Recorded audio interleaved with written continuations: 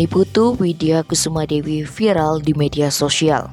Pasalnya bocah berumur 6 tahun asal Banjar Dinas Buregai, Desa Pempatan Rendang Karangasem ini mampu menaklukkan Gunung Agung yang memiliki ketinggian 3.142 mdpl. Widya melakukan pendakian bersama 11 orang lainnya yang berasal dari desanya sendiri Jumat 10 Juni melalui jalur Buregai.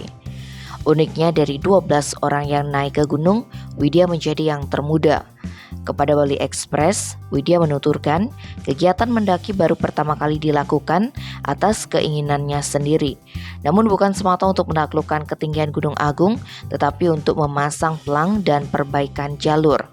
Mungkin banyak yang mengira bahwa Widya mampu mencapai puncak gunung karena digendong oleh kakeknya. Tetapi hal tersebut dibantah Ninengah Ana Puspitawati, kakak Widya. Dia menerangkan Widya mencapai puncak dengan berjalan kaki dan tak pernah digendong. Hanya saja saat turun gunung, Widya digendong karena jalannya terjal. Ditemani kakek dan bibinya, Widya memerlukan waktu sekitar 6 jam untuk sampai di puncak Gunung Agung.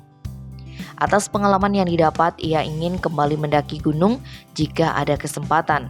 Karena cita-citanya ingin menjadi pemandu Gunung Agung seperti profesi orang tuanya. Orang tua Widya, Iwayan Ardana mengungkapkan keinginan anaknya untuk mendaki Gunung Agung sudah dilontarkan sejak beberapa tahun lalu. Ardana pun mengaku tidak menyangka bahwa anaknya akan viral di sosial media. Namun dia bangga atas apa yang dilakukan anaknya karena anak seusia Widya sangat jarang bahkan tidak ada yang mau mendaki gunung. Ardana menambahkan ke depan dia ingin mengajak Widya mendaki Gunung Batur. Tim Bali Express melaporkan.